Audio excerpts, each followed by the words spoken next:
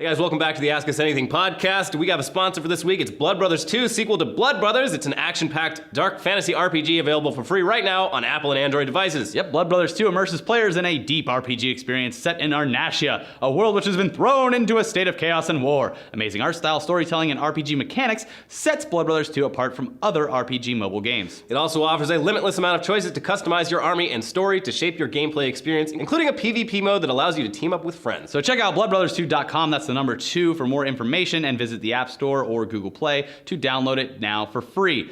Join in weekly events, choose your fate, and determine the flow of the game's story. Hey guys, we're back this week. We have a very, very special guest. Yeah. Mr. Danny Trejo. What's up? I'm special. You are special. You've been in more movies than I think I can count. Some of my favorites growing up, too, like Con Air, one of my favorite movies of all time. Johnny 23. Yeah, they knew the truth. Johnny 600. Yeah. And you're starring in a new movie, Badasses on the Bayou. Yeah. And so my first question about this is, so this movie is based off of the guy that went viral on the bus? Well, you know what? It started as an idea off of him. You know what I mean? And then they took it to another level. They did Badass. Then we did Badass 2, and then now this was amazing. And throughout the whole time, the fanny pack remained. Absolutely, I'm bringing fanny packs back. Fanny pack saves the day in a lot of situations. I mean, basically, what we do here on this show, we get questions from our subreddit, reddit.com/r/ETC these are all submitted by you guys show. out there, and if you want to submit to future episodes, go to our subreddit, r/ETC show. Thanks for being gracious enough to join us and thank you. Get all the heat from our fans. See, we kind of pawn it off. Do it. We pawn off the questions on the fans. You got more questions. We've done about 15 episodes of this show. You got more questions in one day than I think the rest of our episodes combined. Yeah. So anyway, I organized these kind of chronologically. So let's start off.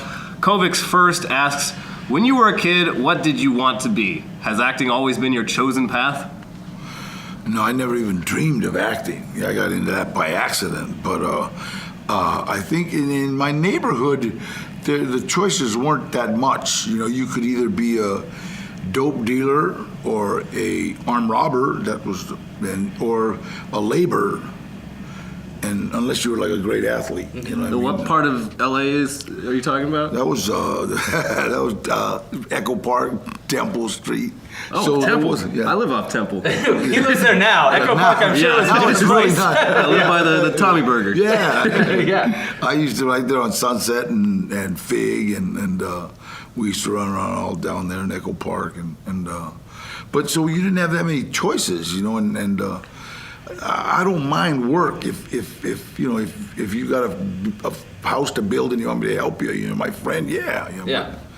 But boy, to do it every day, it's just I had to kind of find a way to work smart instead of working hard, you know, and so it took me a long time to do it, but.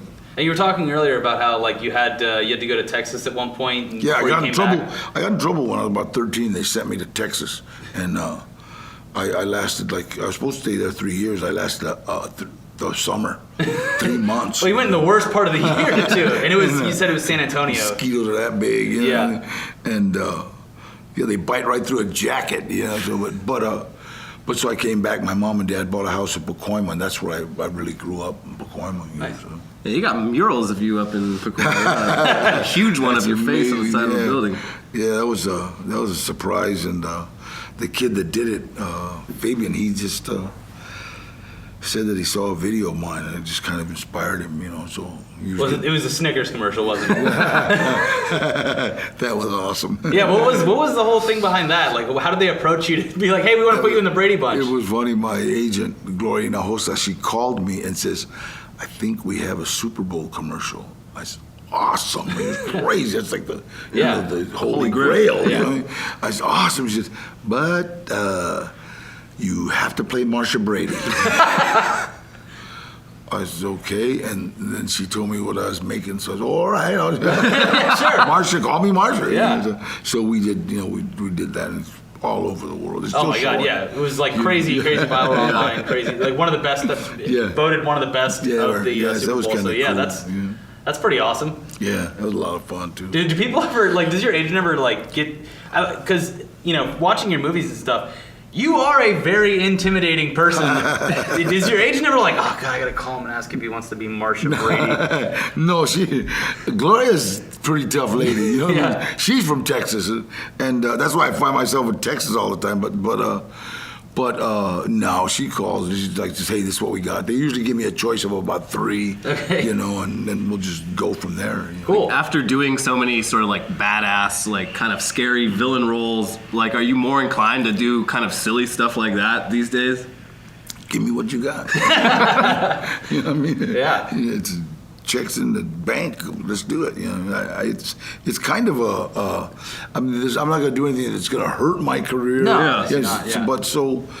But you know, I love to work. You know? Yeah, I mean you're in 10 movies last year, I think. No, that's 10 movies the first of this year. And we've been pretty busy, but I like to stay busy. yeah, like how often do you get a day off? But it's funny. I remember somebody asking me. I was doing a movie called 6 Days, 7 Nights, and Oh, yeah. and we did it in Hawaii. And they said, you know, do you ever plan on retiring? From what, man? I mean, on Kauai. Yeah. So a lot of the jobs that I do are almost like a vacation. I mean, I have to work. Yeah. You know, but on the weekends, you know, let's go to the museum. So when you were you got shot in Louisiana, right? So did you get any time off in Oh Louisiana? yeah, no. I went to we went to Mardi Gras. And, Oh, wow. In Baton Rouge, and then we went to Mardi Gras in New Orleans. You know, so it was kind of a vacation too. You know. And Yeah. it was a Not lot to of get fun. too off track of these questions, but what was it like working with Danny Glover? He's awesome. Yeah? He's great, man. He makes it look easy. You Yeah. know, he just makes it look easy, and then it's so funny. He'll Scripty is like knows that, you know, he's going to change something, and then it's like everybody's quiet, but it was funnier than what was written. Yeah. So just leave it alone. You know, don't say nothing. You don't want to correct Danny Glover. I was really impressed with like how much he was getting knocked around in that movie. Because like it's like we're kind of just used to seeing Danny Trejo get beat up, but like seeing Danny Glover just get knocked on the ground and punched in the face, it was like, Yeah, he's a trooper, man. We had a blast. I mean, we were down South Central Los Angeles, 4:00 in the morning, you know, and everybody coming by. You want to be an extra? Come on, man. Oh, wow. Just walk through here, you know. So, Awesome. So it was like just a lot of fun, you know. Great. Let's move on to the next And one. on this one now, Badass on the Bayou, Yeah. we have Danny Glover, John Amos, Yeah. and Lonnie Love. And if you've ever been around Lonnie Love, it's funny, man. I mean, just like anything she says, she'll make you laugh. Oh, yeah, absolutely. And if you try to like cap on her, oh God, You can't match she'll up. hand them to you. Here. Yeah, it looked like it was a fun movie to make. Yeah, it was. Moving on, we have Zolda55 asks, did your mom try to scare you? What was it? La Llorona and El Cucuy. La Llorona and El Cucuy, yeah. So it's Of like the course, boogeyman and then everybody the does, screaming you know, woman. And it's funny because I used to always tell my kids, hey, you know what? I'll put you outside and the Cucuy will get you. and then I did a movie where I played El Cucuy. And they said, it was you! Now they don't want to be trapped inside. Please put me outside.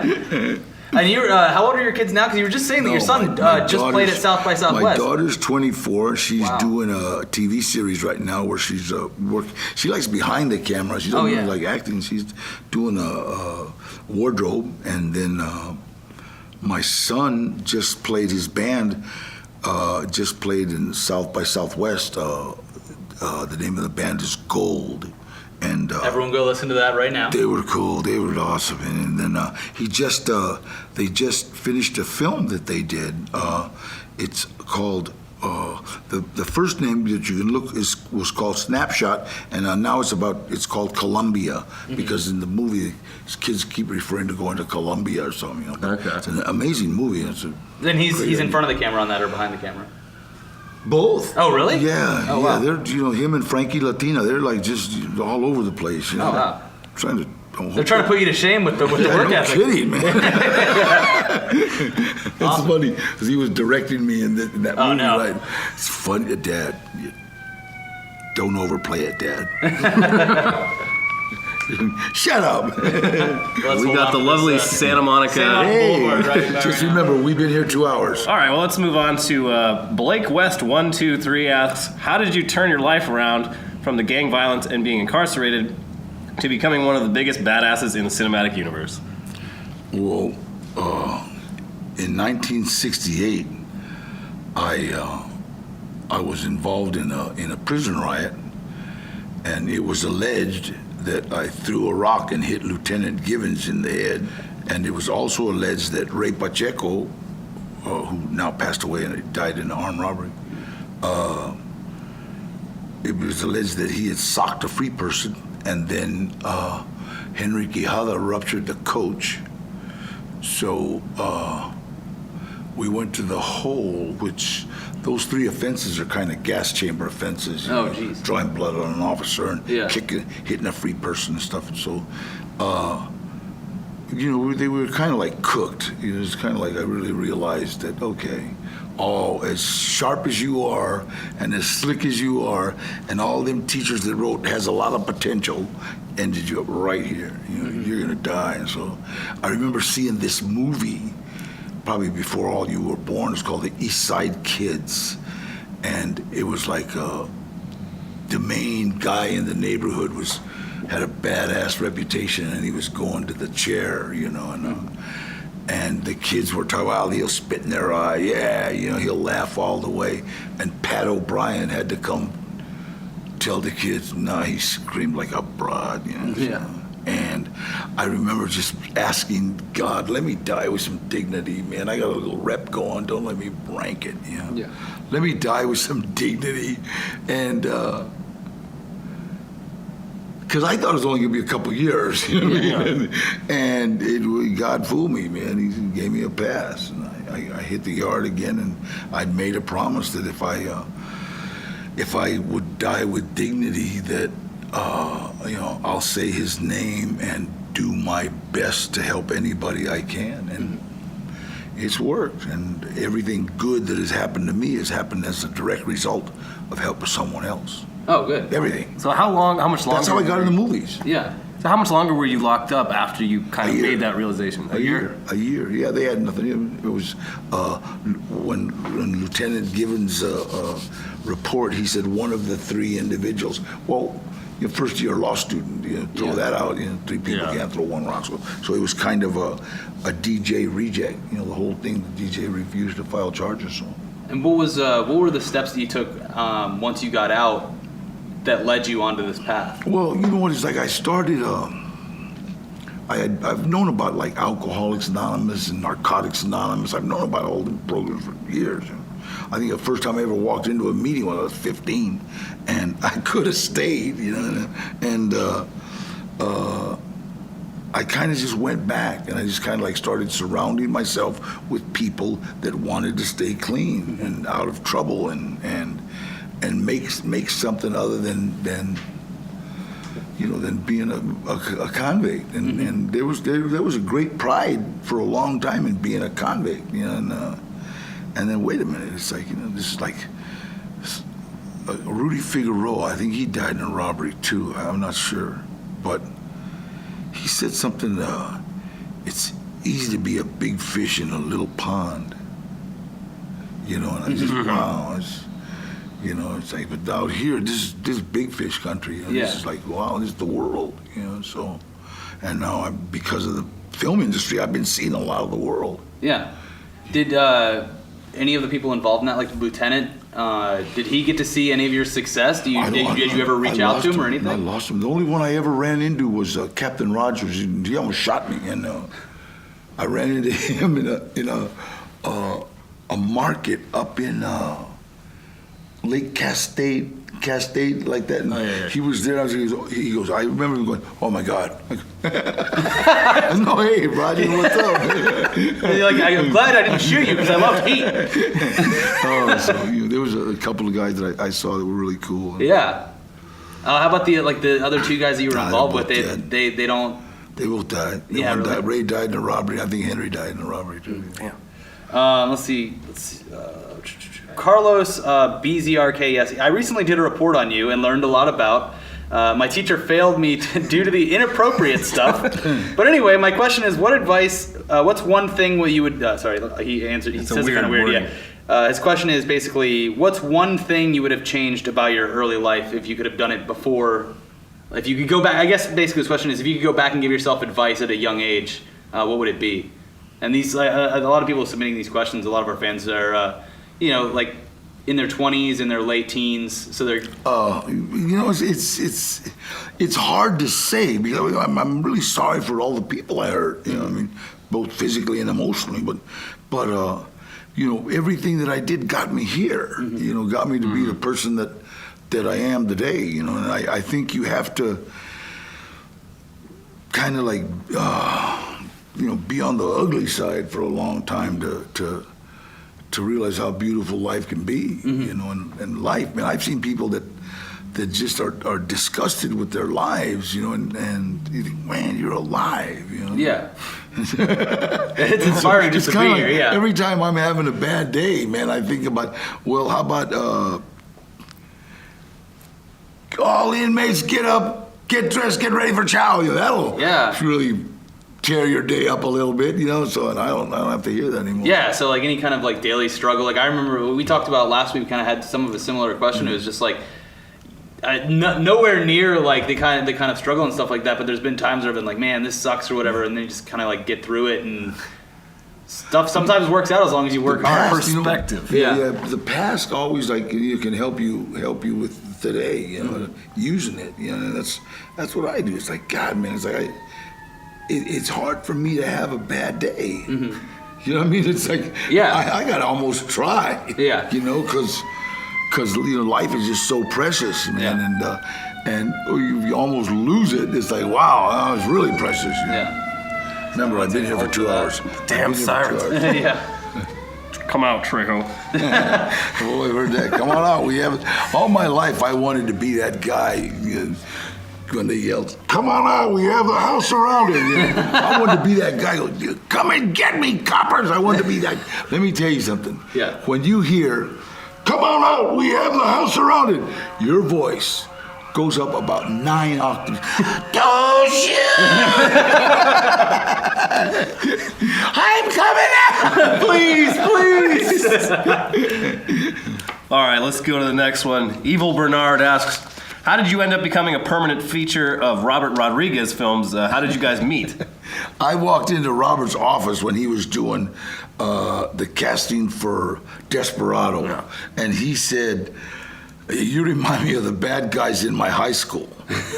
And I said, "I am the bad guy in my high school." And we hit it off. Yeah. And then later on down the line, when we were doing Desperado in Acuña, Mexico, my family, that's all from San Antonio, came down to visit me, and we found out we were second cousins. Oh, really? Yeah, so, wow. Okay, Rob, what's up, primo? Let's go. And he told me about Machete. He liked my style, he liked the way I was, liked the way I looked, and he says, "I got this character, Machete, that's a badass, man. I want you." So all the next 10, 15 years, we just talked about this movie. Yeah. And then when we did Spy Kids, he said, let's call him Uncle Machete. Okay, so, and then when they did Grindhouse and they needed a trailer, let's do the trailer. So, yeah, then everyone that saw Grindhouse was like, we need this movie now. So I heard something that I think it was like early on, because of the terms of your parole or something, you're not allowed to have bladed weapons. No sharp knives, no sharp objects within possession. And it's so funny. So Robert called me navajas, cuchillo, all knives. Yeah. You know what I mean? Serrucho, everything has to do with knives. So I was just like a slap to the parole board. Well, you really showed them. What's the most fun for you? Is it actually doing those more hardcore roles, or is it having a blast? You know what? It's like Machete. I would have loved Machete even if I wasn't in it.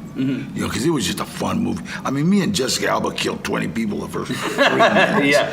And it's like, okay, this is what this movie's about. Yeah. So if you're coming for literary value, go to the library. Yeah. But this was just fun. It's like, you're going to see a fun movie.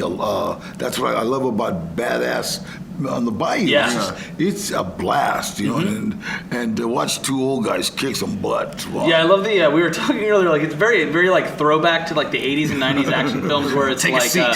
take a seat, or like, you hit him with the seatbelt, click it or ticket. I love those one-liners like that. It lets you know that it's like lighthearted and fun. It's fun to laugh along with. You know what? If you take me like to a serious drama, I'll get us kicked out. I love George Clooney, and I went to see. They took me to see Come Fly With Me. What's that airplane movie? Up in the Air. Yeah, Up in the Air. And oh God, people hated me because I couldn't help it. And I watched. She's got 3 kids, and you know, it's when he goes back and he knocks on his lover's door, and she's got 3 kids. You know, I knew that was going. And these people.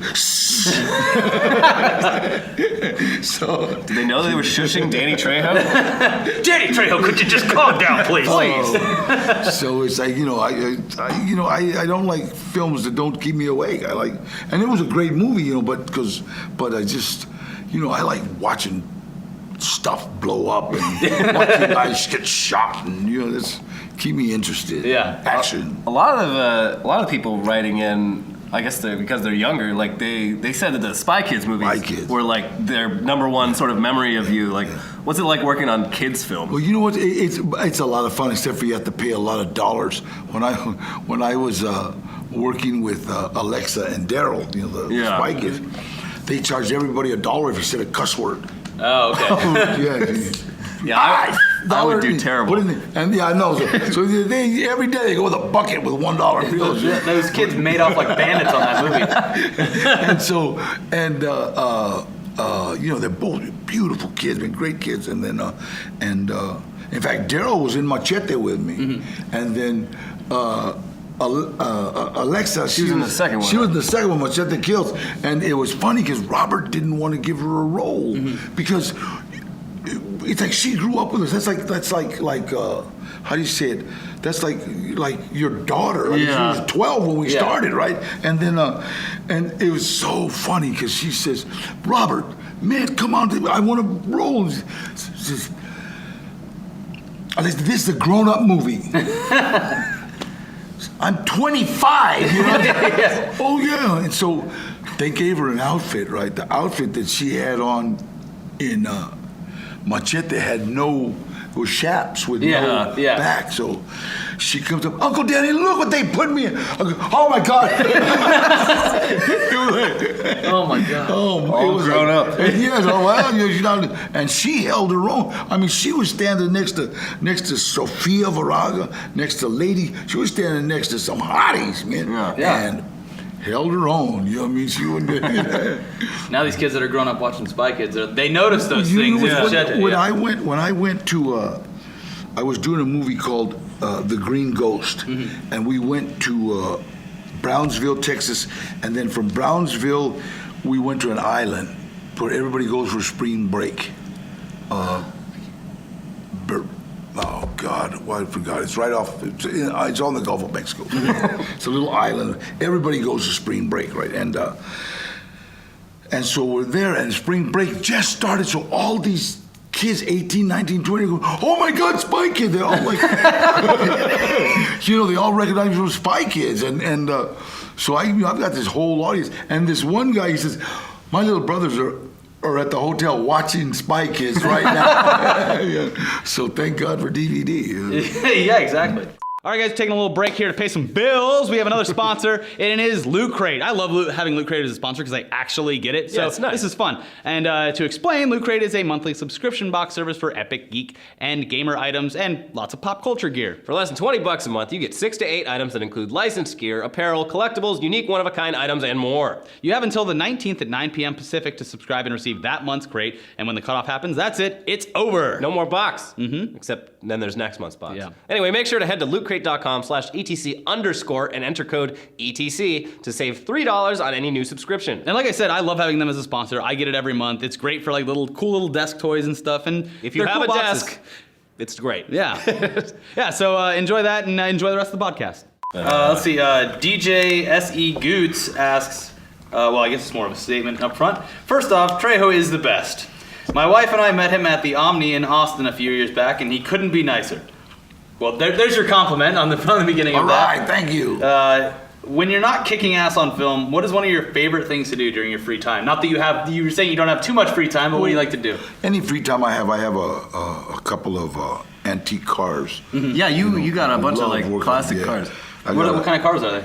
I've got a 1936 Dodge Touring sedan. It's like a gangster car. Yeah, it looks like Al Capone's gonna jump out of it.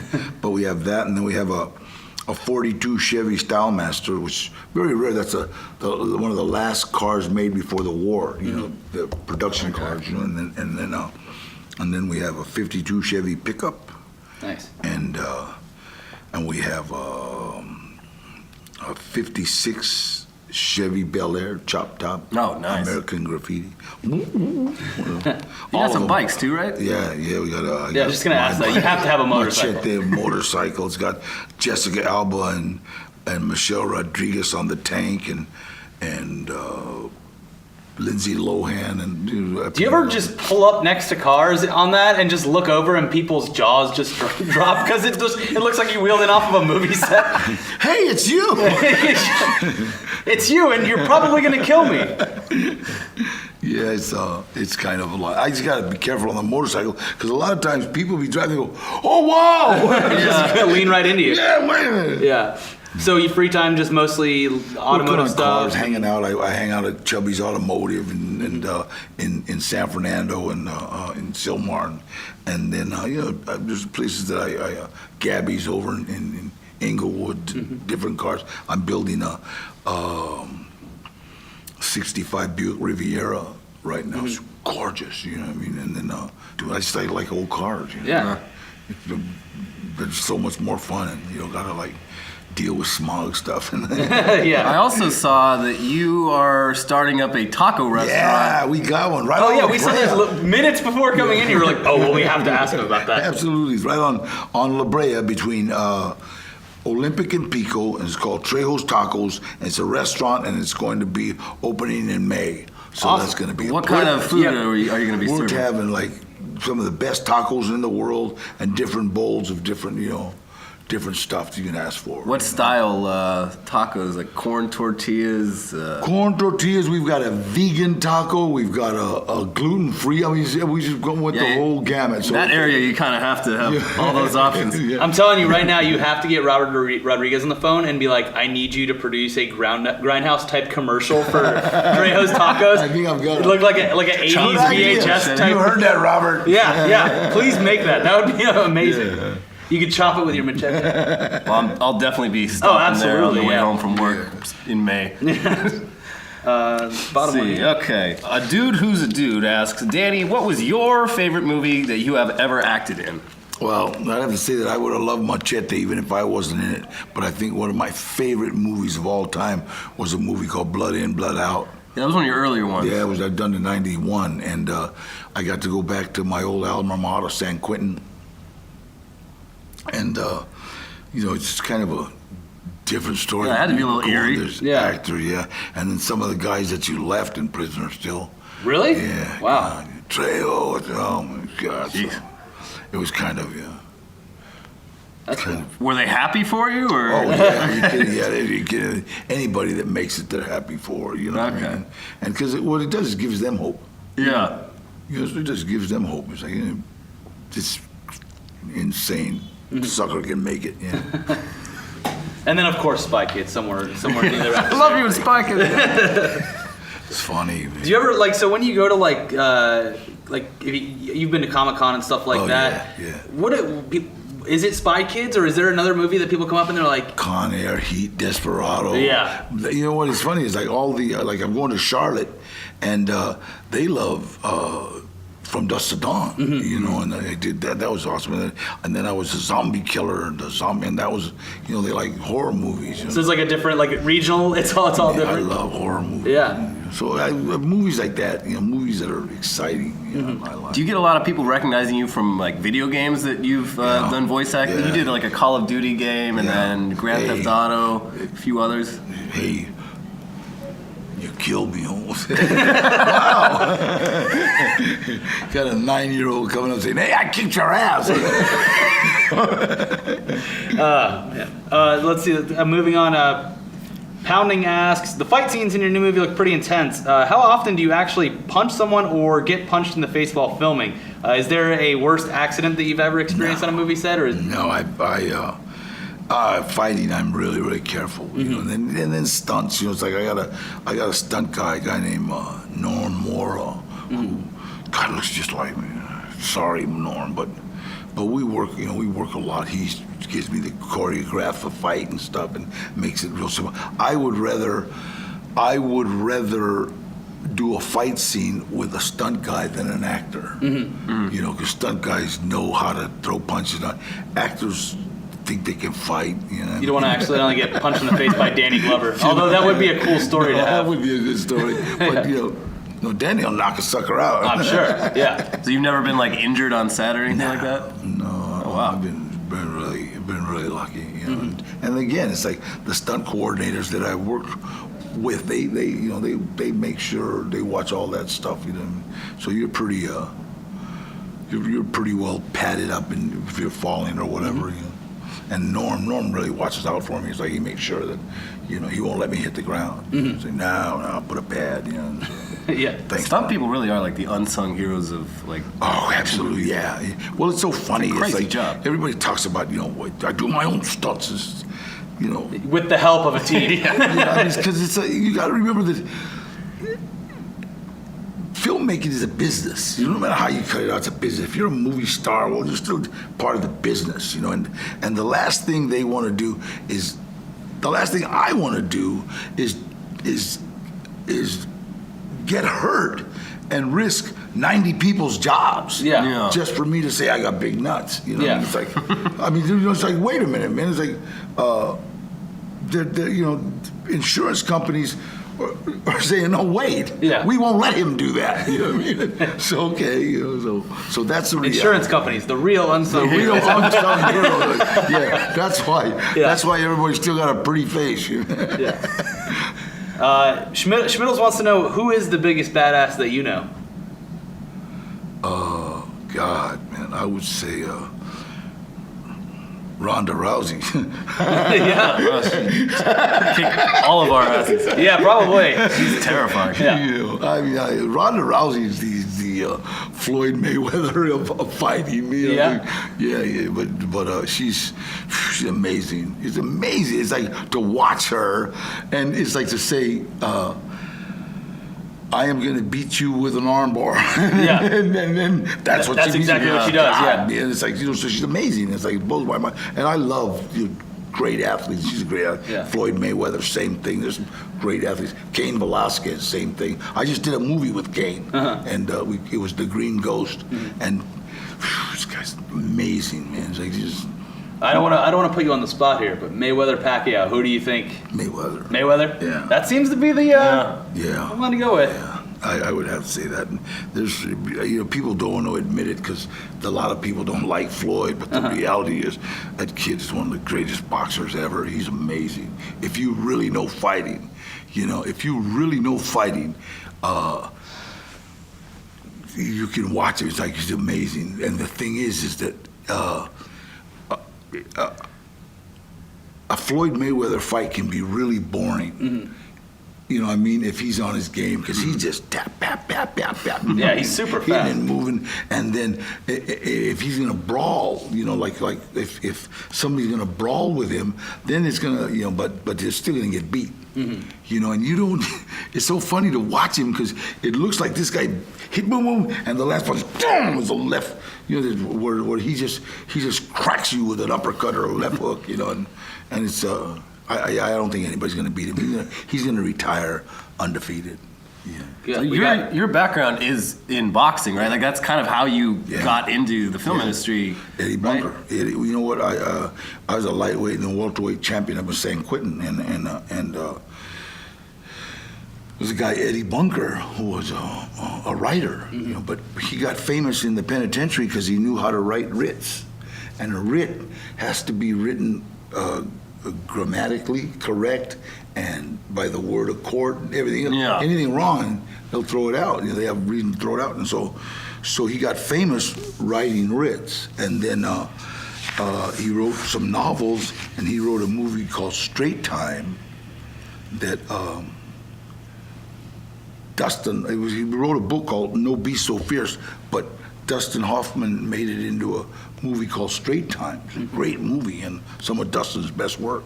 And then when I walked onto that movie set, I ran into Eddie Bunker, and he was the one that told me, "Hey, you want to train this kid?" And I said, yeah. So that's actually how I got into it. And do you still work out in the boxing gym? You know what? We have a bag at the house and stuff, and I work out. I'm more just to stay fit, cardio. Cardio, but yeah. I don't really work out that hard anymore. There's some pictures of you at like Muscle Beach in the 70s. Yeah, we were like buffed up. It's so funny. It was everybody was down there then, and we used to you had to hold your own to stay down there. Yeah. That's why Arnold and all them guys left. Yeah. Throwing shade on Arnold Schwarzenegger. Great. Okay, the bad guys are here. Trejo's here. Let's go to Gold's gym. Yeah. Let's see. Insane Twig asks, is there a catchphrase or character name that people yell at you in public? Which I guess would be Machete. depending on which character they're Yeah. And which Now person's it's yelling? Marsha, damn it. Oh yeah! Oh my God! Do you get that a lot since the Super Bowl? Really? Marsha. I would not, if I had not met you, I would not walk up to funny. Danny Trejo and say Marsha. That'd be the last thing that I would. Oh God, it's funny. My mom and even started calling me Machete. Machete. Wow. Mom, lighten up. Everybody else calls you that, and we have people drive by the house calling me, "Hey, Machete." I love the idea of some just fan walking up to Machete on the street. Marsha. Right? Marsha. Just give them one scowl and you'll change their life forever. They'll never go up to anybody again and bother them. Let's see here.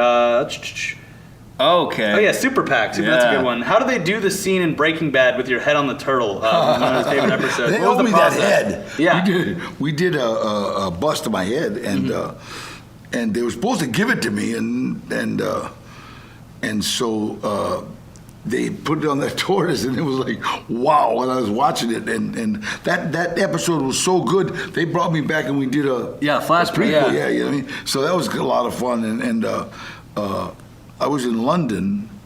I was doing an autograph signing, and some guy brought in a tortoise like this big. He had a huge tortoise. He goes, will you sign it?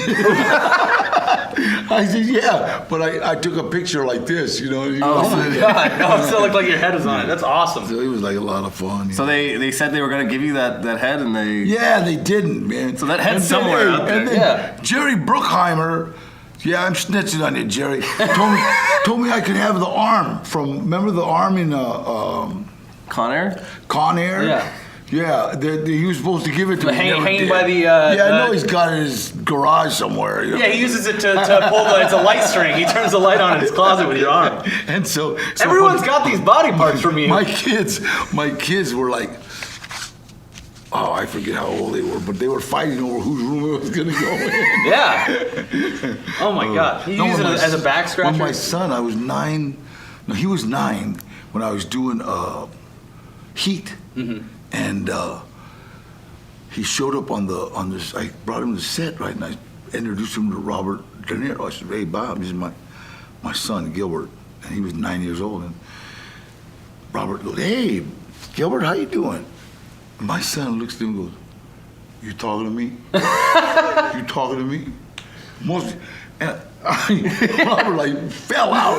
I said, "Gilbert, you didn't see that movie?" He goes, "The Comedy Channel." Oh, really? Everybody that imitates Robert. Robert The imitations of it, yes. So it was hilarious, man. Him and Robert are good friends. I mean, yeah. I would be so scared of Robert De Niro if I was 9 years awesome. old. Yeah. Robert. Well, my kid grew up and, God, watching. He was on the set of From Dusk to Dawn, and so he got interested. That's why he's doing movies right now.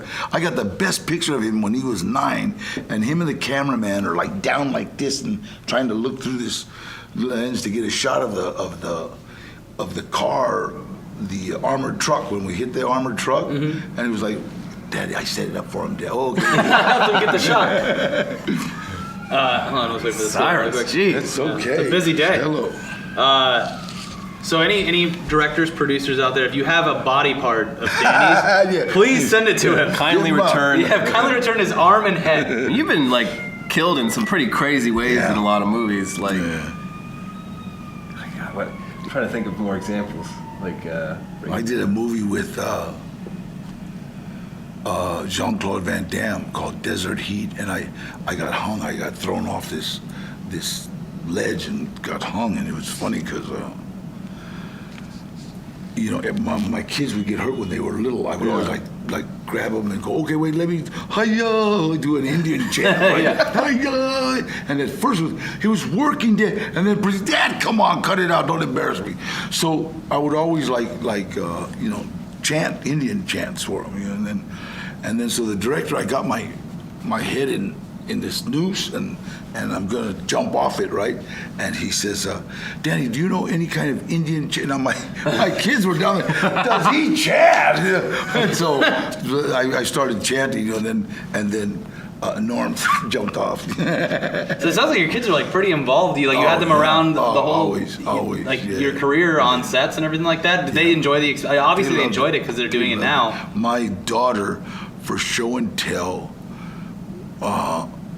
took a picture of me as a vampire and said, "Here's my dad when he gets mad." you've especially in your earlier movies, you had this sort of just like scowl. It's just like your trademark. Yeah. It was funny.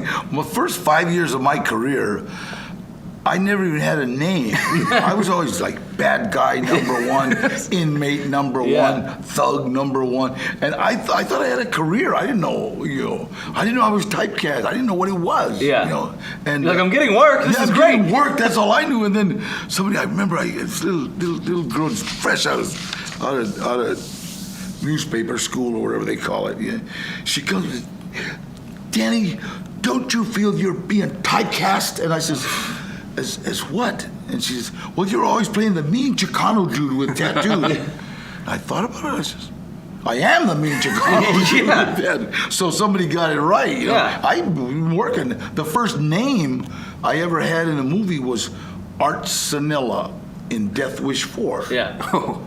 Charles Bronson. Charles Bronson. That's where I met Charlie and became really good friends until he passed away. You should have told that girl, one day I'm going to be a white teenager from the 70s, and you'll see. And I'll show her Marsha Brady. Oh, God. I'll be Marsha Brady. Speaking of your tattoos, McChillbeans asks, I was wondering if there are any stories you could tell us about your tattoos. You got a lot of them. The tattoo on my chest is a Mexican lady with a sombrero. That was done by Harry Super Jew Ross. And we did that. We started it in San Quentin. We did the outline, and then I got thrown out of San Quentin. I got sent to Folsom, and Harry had just done the outline, and it was his first tattoo.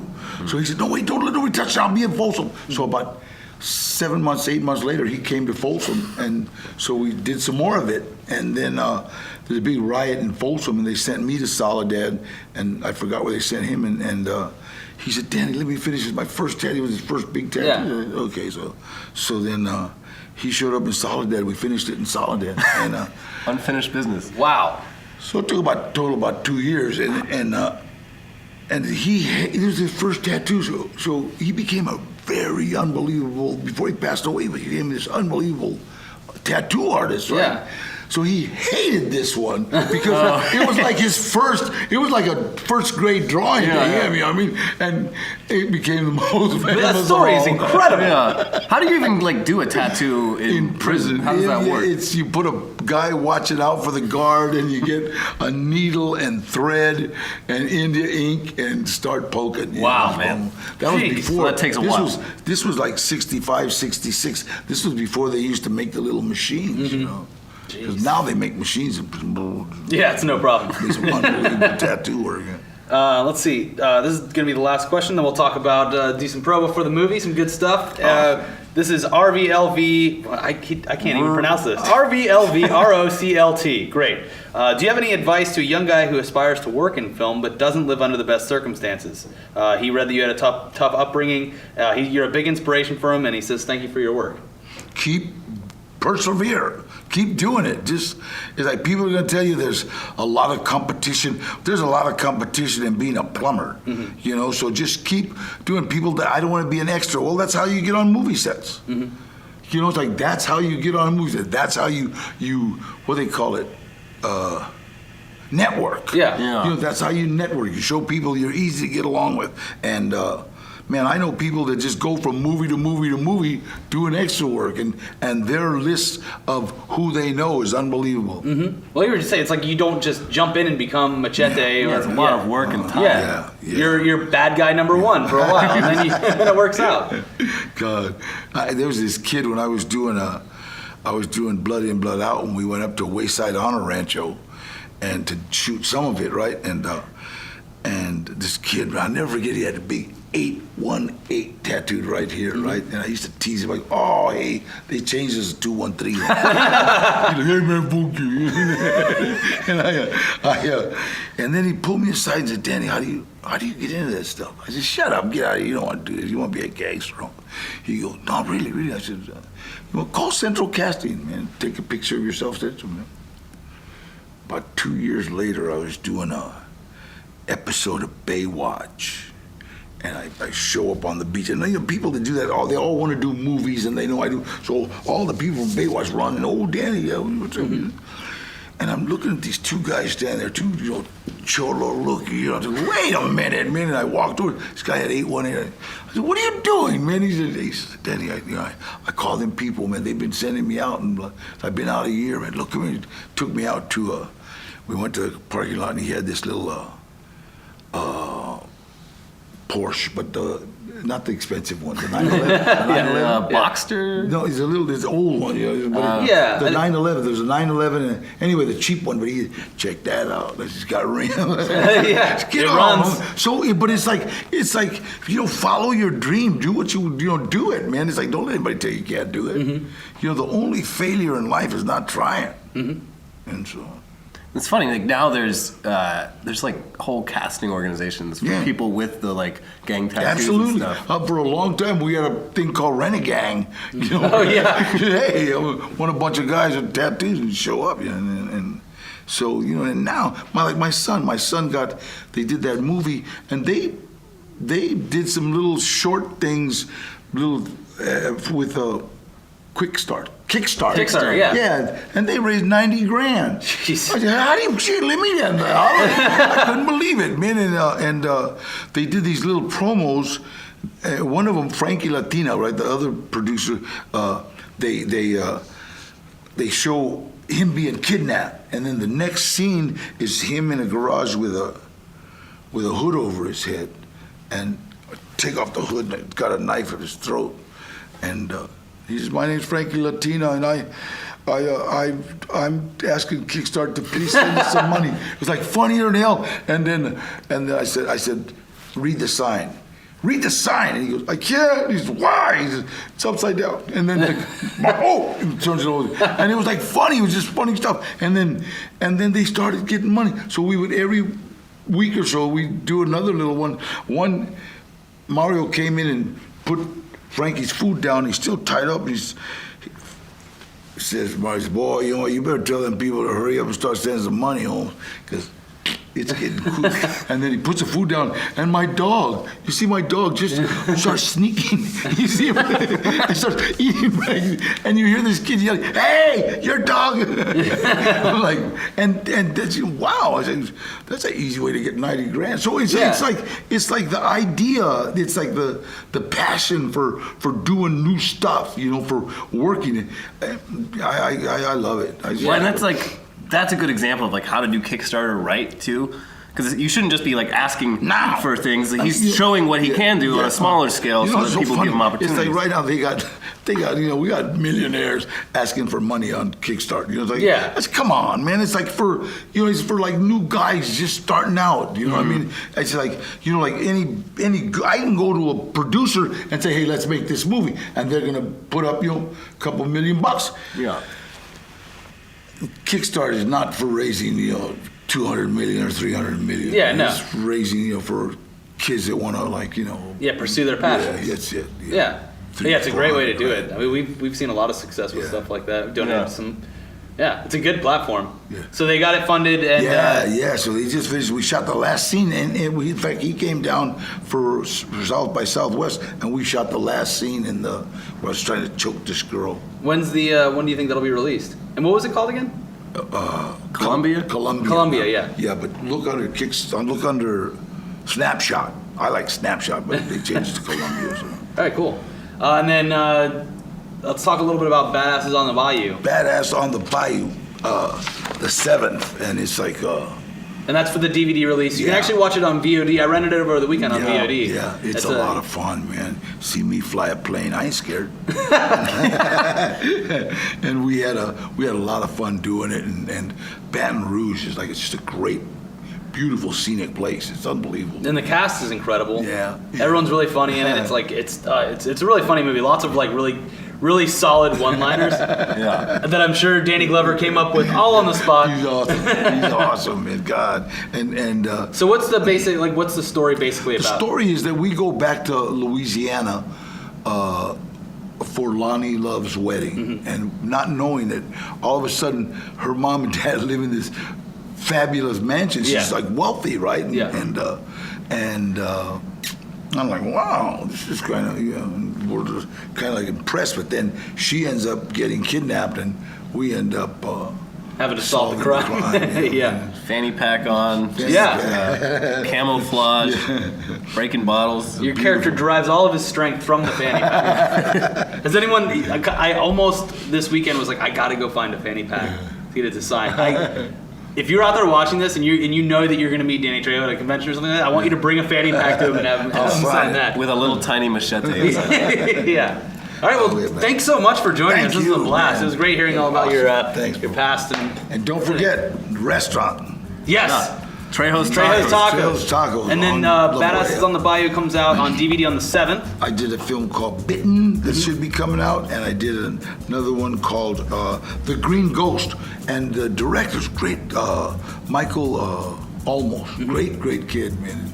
I really like his style of doing it. And then we have Snapshot that we have to look out for. Yeah, you gotta watch that. And your son's band was called Gold, right? Gold, yeah. Awesome. So you're just everywhere. Yeah. There's no stopping Danny Trejo. My daughter's Danielle, and that's who's going to take care of me when And she was working on a movie as well, you said? Yeah, Is that going to be coming out anytime? I can't remember the name. It's a TV show. Oh, a TV I show. can't remember the name of it, so sorry, Danielle.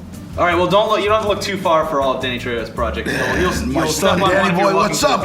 Yeah. Thanks again for joining us. Yeah. God bless. Awesome.